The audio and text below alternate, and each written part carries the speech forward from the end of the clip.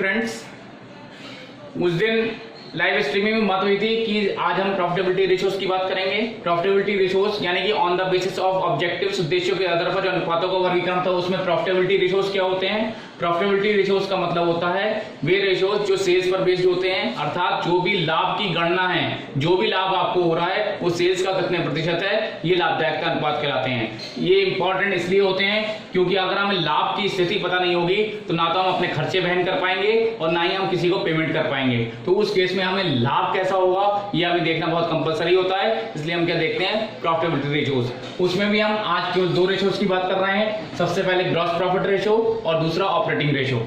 Gross profit ratio means सकल लाभ का अनुपात। ग्रॉस प्रॉफिट का मतलब क्या होता है, gross profit upon net sales into 100। Gross profit ratio का फॉर्मूला ये हुआ।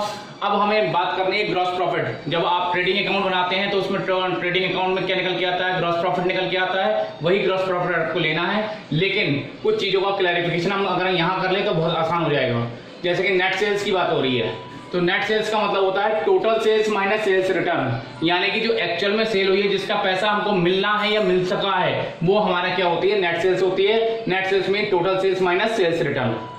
ग्रॉस प्रॉफिट का मतलब क्या हुआ, अगर हम क्रेडिट साइड को जोड़ लें, क्रेडिट साइड को जोड़ना means net sales plus closing stock minus जितने भी लेफ्ट साइड के एक्सपेंसेस, जो डायरेक्ट एक्सपेंसेस होते हैं, वो अगर माइनस कर रहे हैं तो क्या निकल के आ जाता है, ग्रॉस प्रॉफिट। या दूसरा फॉर्मूला क्या है, नेट सेल्स में से हम कॉस्ट ऑफ गुड्स सोल्ड घटाते हैं तो क्या क्या आ जाता है, वो हमारा ग्रॉस प्रॉफिट हो जाता है। अब यहाँ पर बात आती है फिर कॉस्ट ऑफ गुड्स सोल्ड क्या होती है। तो कॉस्ट ऑफ गुड्स सोल्ड का फॉर्मूला क्या है, opening stock plus purchases plus direct expenses minus closing stock. ये आपकी क्या कहलाती है, कॉस्ट ऑफ गुड्स सोल्ड होती है। यानी अगर हम नेट सेल्स में से cost of goods sold direct घटा दें तब भी ग्रॉस प्रॉफिट आ जाएगा, हम इस तरीके से निकाल लें तब भी ग्रॉस प्रॉफिट आ जाएगा।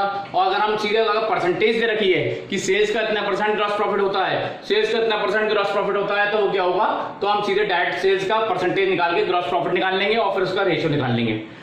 तो ये क्या है आपका ग्रॉस प्रॉफिट रेशियो। दूसरी चीज होती है आपका ऑपरेटिंग रेशियो, यानी कि इसको ऑपरेटिंग कॉस्ट रेशियो यानी ऑपरेटिंग एक्सपेंसेस रेशियो भी बोलते हैं। इसका फॉर्मूला वही सेम है, क्योंकि जिसपे ये हमेशा किस पे निकलने हैं, नेट सेल्स पे निकलने हैं। तो नेट सेल्स हमेशा नीचे रहेगी और जो चीज निकालनी है वो हमेशा ऊपर रहेगी। तो total operating cost upon net sales into 100। तो ऑपरेटिंग कॉस्ट का मतलब क्या हुआ, टोटल ऑपरेटिंग कॉस्ट का मतलब हुआ कॉस्ट ऑफ गुड्स सोल्ड जो हमारी ट्रेडिंग अकाउंट से निकल के आई थी, उसमें से अगर हम ऑपरेटिंग एक्सपेंसेस घटा दें तो हमारे पास क्या बचेगा, ऑपरेटिंग कॉस्ट बचेगी। याद रखिएगा, या तो हम ग्रॉस प्रॉफिट से भी घटा सकते हैं, नहीं तो कॉस्ट ऑफ गुड्स सोल्ड में से अगर हम सीधे ऑपरेटिंग एक्सपेंसेस घटाते हैं तो हमारे पास क्या बचेगा, ऑपरेटिंग कॉस्ट बचेगी। अब ऑपरेटिंग एक्सपेंसेस कौन से होते हैं, वो एक्सपेंसेस जो कि आपके ऑफिस सेल्स से डायरेक्ट रिलेटेड होते हैं, वो आपके सारे कौन से होते हैं, ऑपरेटिंग एक्सपेंसेस होते हैं, जो आपकी किसी भी संस्था को संचालन करने के लिए बेहद जरूरी होते हैं। तो उनका टोटल क्या होता है, office expenses plus selling and distribution expenses, जितने भी आपके खर्चे जो ऑफिस से रिलेटेड हैं, और जो इनडायरेक्ट एक्सपेंसेस हैं वो प्लस जितने भी सेलिंग एंड डिस्ट्रीब्यूशन एक्सपेंसेस हैं वो अगर जोड़ दें तो क्या बनता है, ऑपरेटिंग एक्सपेंसेस। याद रखिएगा दो रेशो हैं इस तरीके के, एक तो है ऑपरेटिंग रेशो, एक है ऑपरेटिंग प्रॉफिट रेशो।